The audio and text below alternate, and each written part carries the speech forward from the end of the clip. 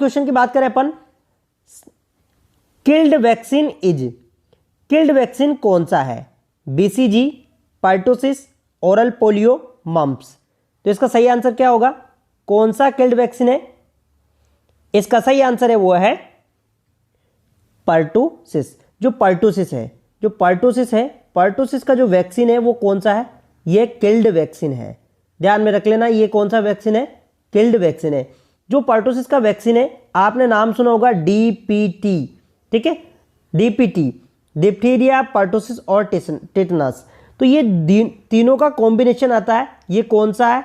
Killed vaccine है। समझ में आ गया? ये तीनों भी कौन से हैं? किल्ड वैक्सीन है। बात करें अपन बीसीजी की, तो ये एक लाइव वैक्सीन है, bacilli Calmette ग्वारिन। Oral polio vaccine, ये भी लाइव वैक्सीन है, और मम्प्स का भी लाइव वैक्सीन है। तो ध्यान में रख लेना, ये एग्जाम में पूछा जाता है कई बार। तो यहां पर सही आंसर क्या होगा अपना? यहां पर पर्टुसिस। ठीक है, चलते हैं नेक्स्ट क्वेश्चन की तरफ। नेक्स्ट क्वेश्चन की बात करें तो यहां पर क्वेश्चन में क्या पूछा है? During delivery which bone most commonly may be fracture. प्रसव के दौरान जो हड्डी सबसे आमतौर पर फ्रैक्चर हो सकती है। ये काफी इंपॉर्टेंट क्वेश्चन है, कई एग्जाम में पूछा गया है कि प्रसव के दौरान कौन सी हड्डी सबसे ज्यादा फ्रैक्चर होने की संभावनाएं रहती है? Radius, clavicle, Humras, ulna. तो यहां पर सही आंसर क्या होगा? यहां पे सही आंसर है वो है क्लेविकल।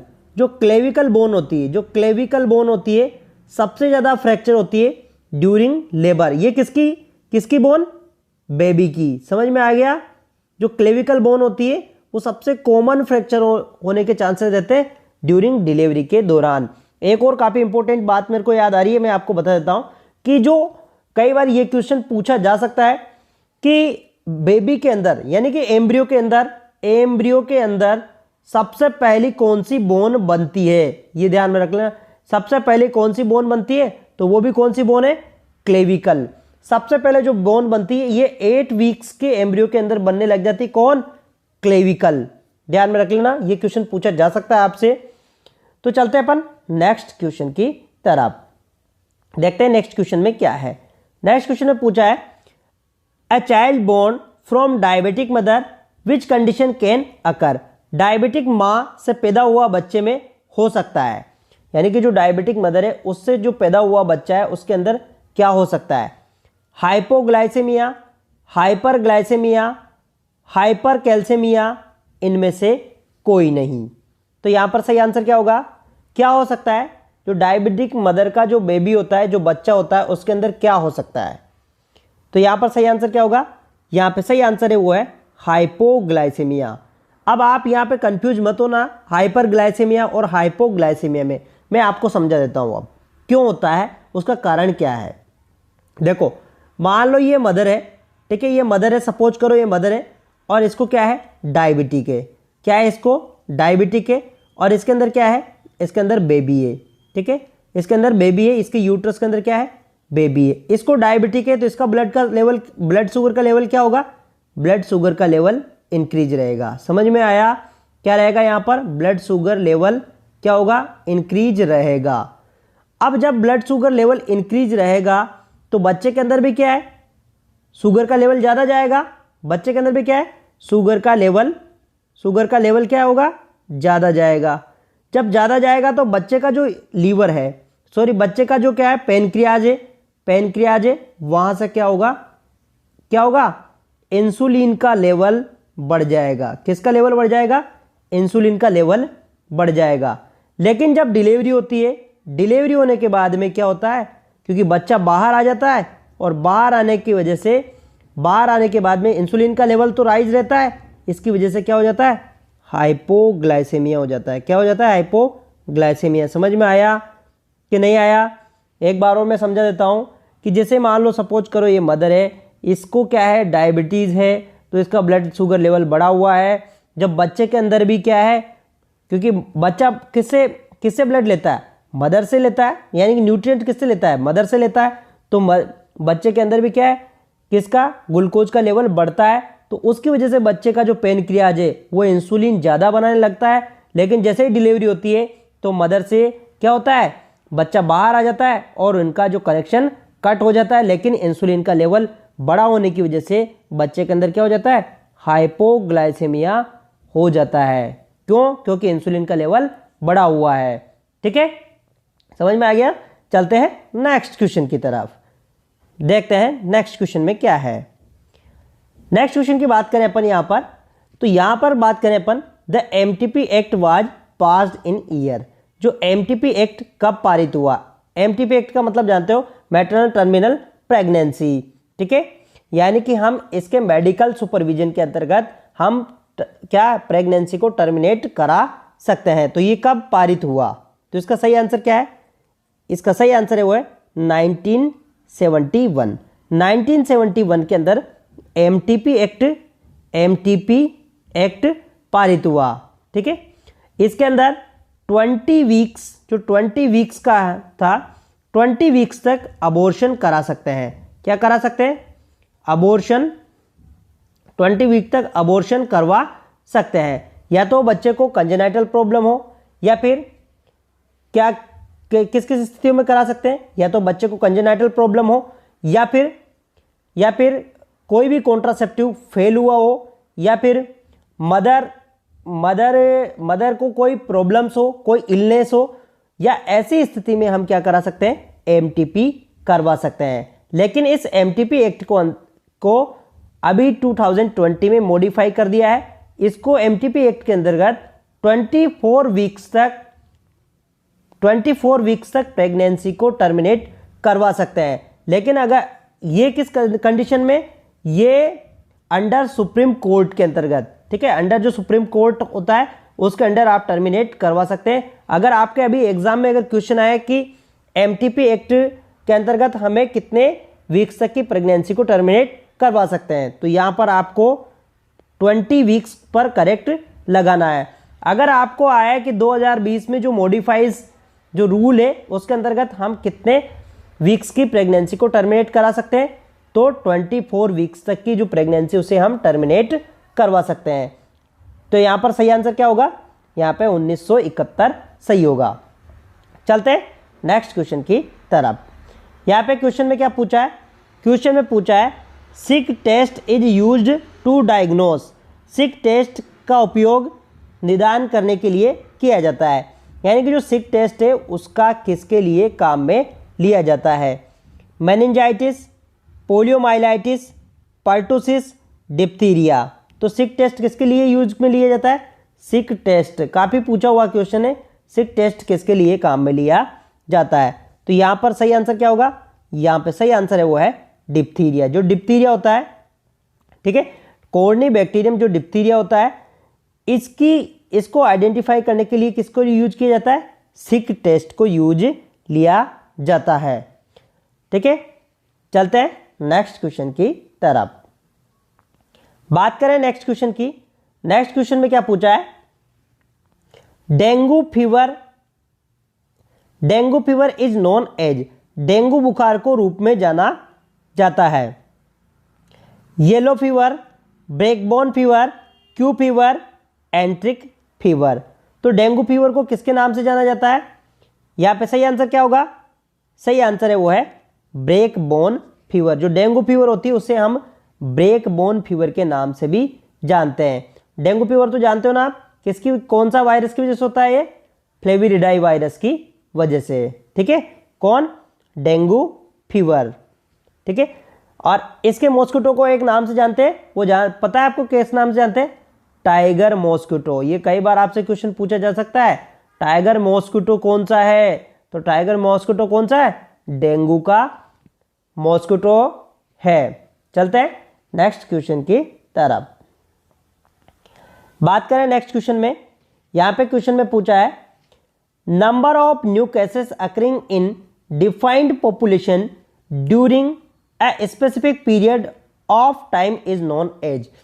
एक विशिष्ट अवधि के दौरान परिभाषित जनसंख्या में होने वाले नए मामलों की संख्या को के रूप में जाना जाता है।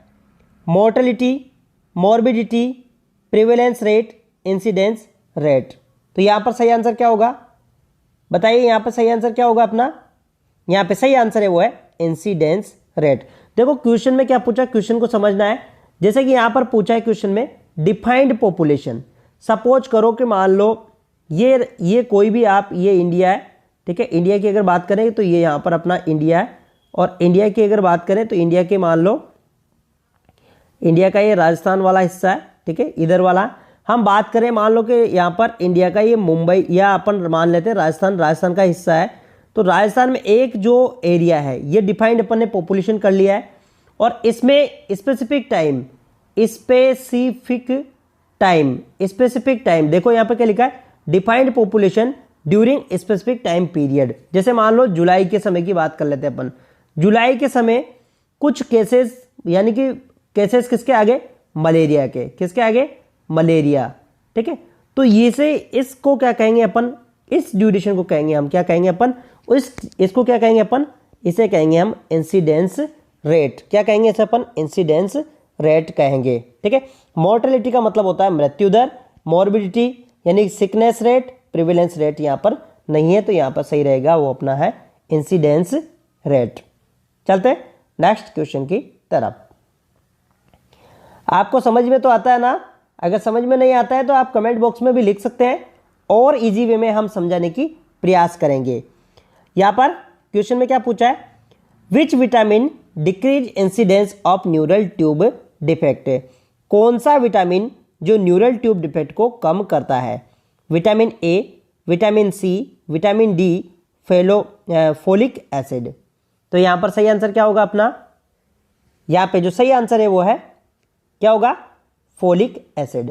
देखो बात कर रहे हैं अपन न्यूरल ट्यूब डिफेक्ट की। जो न्यूरल ट्यूब डिफेक्ट होता है, न्यूरल ट्यूब डिफेक्ट, इसके अंदर क्या होता है, जो बेबी होता है, बेबी का क्या है, जो बेबी का जो स्पाइनल कोड होता है, बेबी का जो स्पाइनल कोड होता है, यानी कि जो स्पाइनल कोड होता है वो फ्यूज नहीं होता है, यानी कि न्यूरल ट्यूब डिफेक्ट की प्रॉब्लम आ जाती है। जैसे कि आपने देखा होगा स्पाइना बिफिडा, स्पाइना अकल्टा, या फिर सिस्टिका, ये सारी जो प्रॉब्लम्स होती है ये कौन सी होती है, न्यूरल ट्यूब डिफेक्ट की प्रॉब्लम्स होती है। तो ये कौन से विटामिन की कमी की वजह से होता है, ये होता है फोलिक एसिड की डिफिशियंसी की वजह से, ठीक है। लेकिन यहाँ पर क्वेश्चन में क्या पूछा था, डिक्रीज इंसिडेंस, यानी कि कौन सा विटामिन ऐसा है जो न्यूरल ट्यूब डिफेक्ट को कम करता है, वो है फोलिक एसिड, ठीक है। ये फोलिक एसिड क्या है, नर्वस सिस्टम को डेवलपमेंटल में हेल्प करता है। देखो विटामिन ए की बात करें तो विटामिन ए किस में काम करता है, ये विजन के अंदर काम में आता है, ठीक है। जेरोप्थेल्मिया और बिटोटो स्पॉट इनको कम करता है, एक तरह से ये विजन में काम आता है। विटामिन सी की बात करें तो ये किसके लिए, गम्स की हीलिंग यानी कि मसूड़ों की हीलिंग के लिए काम में आता है। और विटामिन डी किसके लिए काम में आता है, बोन्स के अंदर कैल्शियम एब्जॉर्प्शन बढ़ाने, या फिर बोन्स की जो डिजीज होती है रिकेट्स और ऑस्टियोमलेशिया से बचाव के में काम में आता है, ठीक है। समझ में आ गया आपको? चलते हैं नेक्स्ट क्वेश्चन की तरफ, बात कर लेते हैं पर नेक्स्ट क्वेश्चन में क्या है। नेक्स्ट क्वेश्चन में पूछा है कि organ of Corti is part of, organ of यानी कोर्टी का अंग है। समझ में आया, organ of Corti is part of external ear यानी बाहरी कान का, आंतरिक कान का, मध्यम कान का पर्दे का। तो यहाँ पर किसका है ये, सही आंसर क्या रहेगा इसका अपना, इसका सही आंसर है वो है बी, इनर ईयर। देखो मैं आपको इमेज में दिखा देता हूँ, ऑर्गन ऑफ कोर्टी की बात कर रहे हैं अपन, तो ये यहाँ पर क्या होता है, ऐसे एक्सटर्नल ईयर होता है, ये मिडिल ईयर, यहाँ पर मैं आपको दिखा देता हूँ एक बार और थोड़ा सा सही ढंग से डायग्रामेटिकल तरीके से, कि ये क्या है, ये तो अपना एक्सटर्नल ईयर है ऐसे, ठीक है। यहाँ पर बोन होती है मेलियस, इनकस और स्टेपीज, ऐसे बोन होती है, और इसके बाद में ये होता है इनर ईयर। यहाँ पर होता है कोक्लिया, ठीक है, यहाँ पर होती है 3 सेमी सर्कुलर कैनाल्स, ठीक है, और इसके बाद में होता है कोक्लिया, ठीक है, कोक्लिया होता है। इसके बाद में क्या होता है, ये होता है कोक्लिया। समझ में आ गया? ये पे तो हो गया अपना एक्सटर्नल ईयर, ये हो गया अपना मिडिल ईयर, और ये हो गया अपना इनर ईयर, ठीक है। बॉडी की सबसे छोटी हड्डी कौन सी है, स्टेपीज, कई बार एग्जाम में पूछा जा सकता है आपसे। तो ये जो कोक्लिया होता है इसे कहते हैं अपन ऑर्गन ऑफ कोर्टी। क्या कहते हैं इसे अपन, ऑर्गन ऑफ कोर्टी। तो ये किसमें, देखो आप देख लो, ये क्या हो गया, एक्सटर्नल ईयर हो गया, ये मिडिल ईयर हो गया, MIDDLE मिडिल ईयर हो गया, और ये इनर ईयर हो गया। तो यहाँ पर बात करें थे अपन, तो ये किसका पार्ट है? इनर ईयर का पार्ट है। यहीं से एक नर्व जाती है, उसका नाम आप जानते भी होंगे, नहीं जानते तो मैं बता देता हूं, उसका नाम है वेस्टिबुलोकोक्लियर। ठीक है, समझ में आ गया, जिसे हम 8th क्रेनियल नर्व भी कहते हैं। चलते हैं नेक्स्ट क्वेश्चन की तरफ। बात करें अपन यहां पर, क्वेश्चन में पूछा है, ये क्वेश्चन कई बार पूछा है, which is movable bone of skull, खोपड़ी की कौन सी हड्डी मूवेबल है? मूवेबल का मतलब जो मूवमेंट करती है, मैक्सिला, मैंडिबल, टेम्पोरल, नेजल। तो यहां पर सही आंसर क्या रहेगा? यहां पे सही आंसर है वो है मैंडिबल। जो मैंडिबल बोन है वो मूवेबल बोन होती है। मैंडिबल बोन जानते हो ना आप, कहां होती है मैंडिबल बोन? ये स्कल है, ठीक है, यहां पर तो होती है नेजल, ठीक है, यहां पर होती है नेजल, और ये यहां पे होती है, क्या होती है यहां पर होती है मैक्सिला, ठीक है, मैक्सिला ध्यान में रख लेना, ये नेजल, ठीक है, नेजल, और ये वाला जो पार्ट होता है, यहां का जो पार्ट होता है नीचे वाला, इसे कहते हैं अपन मैंडिबल। ठीक है, मैंडिबल, जो मैंडिबल वाला पार्ट होता है ये मूवमेंट करता है। कौन सा क्या करता है? ये मूवमेंट करता है। तो ये कई बार क्वेश्चन पूछा हुआ कि कौन सी बोन होती है, वो होती है मैंडिबल। ठीक है, समझ में आ गया ना आपको? चलते हैं नेक्स्ट क्वेश्चन की तरफ।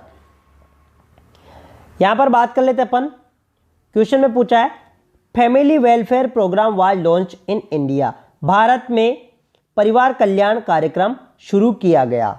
ये काफी इंपॉर्टेंट क्वेश्चन है दोस्तों, सीएचओ की अगर तैयारी करें तो काफी महत्वपूर्ण है, स्टार लगा लेना इसके ऊपर। 1952, 1971, 1961, 1951। तो इसका सही आंसर क्या है? कब शुरू किया गया भारत में फैमिली प्रोग्राम लॉन्च कब किया गया? इसका सही आंसर है वो है 1952। जो 1952 के अंदर जो प्रोग्राम था, कौन सा? फैमिली वेलफेयर प्रोग्राम, वो लॉन्च किया गया। चलते हैं नेक्स्ट क्वेश्चन की तरफ। तो यहां पर सही आंसर है वो है पहला वाला। नेक्स्ट क्वेश्चन की बात करें अपन, यहां पर क्वेश्चन में क्या पूछा है?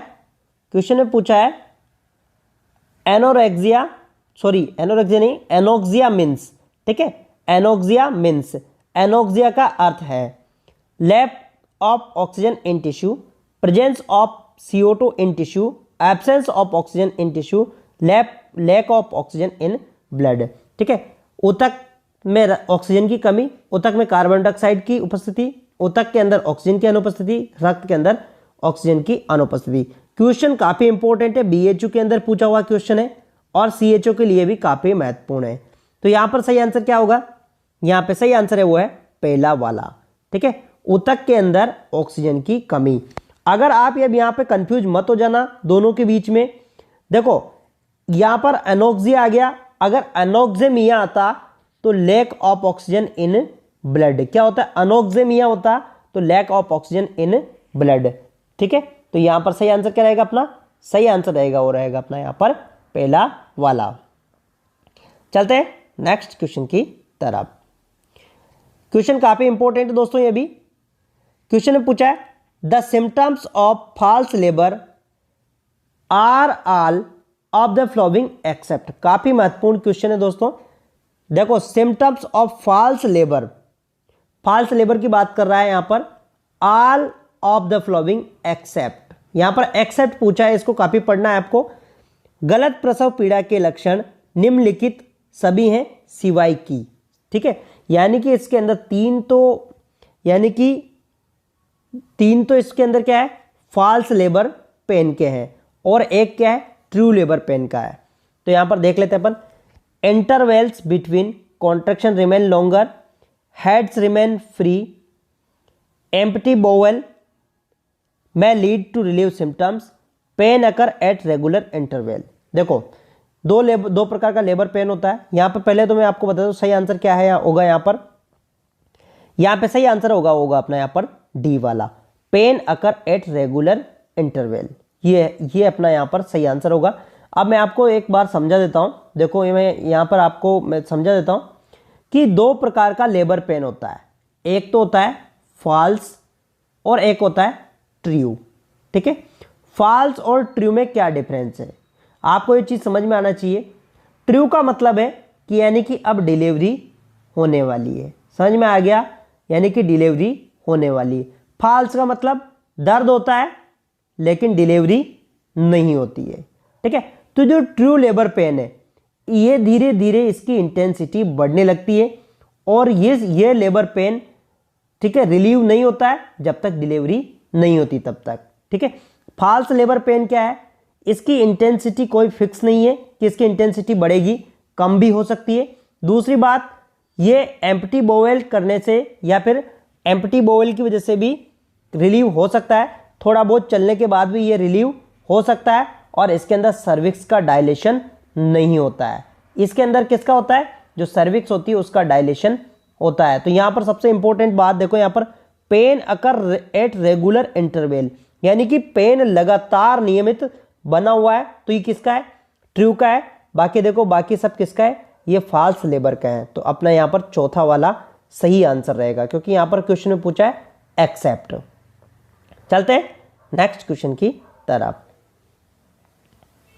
क्वेश्चन में क्या पूछा है, disappearance of cervix during labour is called, प्रसव के दौरान गर्भाशय की ग्रीवा को गायब होने को कहते हैं डायलेशन, राइपिंग, एफेसमेंट, लेटिंग डाउन। देखो यहां पर क्वेश्चन को क्या कहा, क्वेश्चन में क्या पूछा है, गर्भाशय यानी कि प्रसव के दौरान गर्भाशय की ग्रीवा के गायब होने को, डिसअपीयरेंस ऑफ सर्विक्स। तो यहां पर सही आंसर क्या होगा, यहां पे सही आंसर है वो है एफेसमेंट। ठीक है, एफेसमेंट। देखो क्या होता है कि मैंने आप ये जैसे मान लो ये क्या है, ये यूट्रस है और यूट्रस के नीचे क्या है, यहाँ पर सर्विक्स है। जैसे मान लो सर्विक्स के अंदर फीटस का हेड आता है, तो जो सर्विक्स होती है इसकी लेंथ क्या हो जाती है, शॉर्ट हो जाती है। जैसे मान लो सर्विक्स के अंदर क्या है, फीटस का हेड आता है, फीटस का हेड आता है तो सर्विक्स क्या हो जाती है, शॉर्ट हो जाती है। क्या हो जाती है, शॉर्ट हो जाती है। इस स्थिति को कहते हैं अपन, क्या कहते हैं इसे अपन, एफेसमेंट कहते हैं। ठीक है, राइपिंग नहीं कहते हैं, राइपिंग तो यहाँ पर मतलब एक तरह से स्मूथ होना, और डायलेशन भी नहीं कहते इसे अपन, लेट डाउन भी नहीं कहते, यहाँ पर होगा एफेसमेंट। चलते हैं नेक्स्ट क्वेश्चन की तरफ। नेक्स्ट क्वेश्चन में क्या पूछा है, uterus height is reached eight Zifi sternum, गर्भाशय में कब फंडस की ऊंचाई जिफी स्टर्नम तक पहुंच जाती है, 40 सप्ताह, 32 सप्ताह, 34 सप्ताह और 36 सप्ताह। देखो यहां पर बात कर रहे हैं हम जिफी स्टर्नम की। जैसे मान लो ये क्या है, ये मान लो प्रेग्नेंट वुमेन, हम बात करें किसकी, जिफी स्टर्नम की। तो जिफी स्टर्नम कौन सा, तो ये यहाँ पर जिफी स्टर्नम होता है। बात कर रहे थे किसकी, यूट्रस की हाइट की। तो जो यूट्रस की हाइट है वो जिफी स्टर्नम तक कब पहुँच जाती है, तो जिफी स्टर्नम का जो यूट्रस की हाइट होती है वो कब पहुँचती है, वो पहुँचती है 36 वीक्स पर। ये काफ़ी इंपॉर्टेंट चीज़ है। और 40 वीक्स पर तो ये क्या होती है, वापस क्या हो जाती है, वापस ये 34 वीक्स की जगह पर आ जाती है। क्यों आ जाती है, क्योंकि हेड का फिक्स हो जाता है। ठीक है, क्या हो जाता है, हेड फिक्स हो जाता है किसका, बेबी का। तो यहाँ पर सबसे इंपॉर्टेंट चीज़ है कि कब पहुँच जाती है जिफी स्टर्नम तक यूट्रस की जो फंडस है, ये फंडस ये कब पहुँच जाती है, ये पहुँच जाती है 36 वीक्स पर। चलते हैं नेक्स्ट क्वेश्चन की तरफ। आपको पता है ना, मैं और आप चीज़ों को बता देता हूँ, एक और काफ़ी इंपॉर्टेंट चीज़ है मैं समझा देता हूँ। देखो जिफी स्टर्नम तक कब पहुँचती है, 36 वीक्स पर, और अम्बिलिकल तक कब पहुँचती है, 24 वीक्स तक। ठीक है, कब पहुँचती है, 24 वीक्स तक, 22 से 24 वीक्स तक। ठीक है, और बिटवीन अम्बिलिकल की कब रहती है, ये रहती है 16 वीक्स को। ठीक है, समझ में आ गया ना। चलते हैं नेक्स्ट क्वेश्चन की तरफ, बात कर लेते हैं नेक्स्ट क्वेश्चन में। यहां पे क्वेश्चन का क्या है, most common cause of postpartum haemorrhage, प्रसव पश्चात रक्तस्राव का मुख्य कारण क्या है, एटोनिक यूट्रस, ठीक है, एटोनिक गर्भाशय, ट्रोमेटिक गर्भाशय, क्लॉटिंग डिसऑर्डर, इनमें से कोई नहीं। तो क्या है, यहां पर पोस्टपार्टम हिमोरेज की बात कर रहे हैं। पोस्टपार्टम का मतलब यानी कि डिलीवरी के बाद में जो डिलीवरी है, डिलीवरी के बाद में क्या होता है, ब्लीडिंग होने लग जाता है, उसे क्या कहते हैं अपन, पोस्टपार्टम हिमोरेज। ठीक है, कितना, वो भी 500 ml से अधिक होता है। ठीक है, समझ में आ गया। लेकिन ये सबसे ज़्यादा कॉमन कारण क्या है इसका, इसका सबसे कॉमन कारण है वो है एटोनिक यूट्रस। 80% कोज में एटोनिक यूट्रस होता है। एटोनिक यूट्रस का मतलब समझ में आया, यानी कि यूट्रस के अंदर क्या है, संकुचन नहीं होता है, और संकुचन नहीं होता है तो 80% कोजेज होते हैं वो होते हैं पीपीएच के, एटोनिक यूट्रस की वजह से। ठीक है, मैं आपको एक समझाने का प्रयास करूंगा। सपोज करो डिलीवरी के टाइम पे इतना बड़ा यूट्रस हो गया है, इतना बड़ा यूट्रस हो गया, लेकिन ये क्या होगी इसके अंदर, एटोनिक। एटोनिक का मतलब समझ में आ गया, यानी कि इसके अंदर मसल्स है, उनके अंदर टोन नहीं रही, यानी कि इसके अंदर संकुचन नहीं हो रहा है। जब संकुचन नहीं होगा तो ब्लीडिंग ज़्यादा होगी। क्या होगी, ब्लीडिंग ज़्यादा होगी।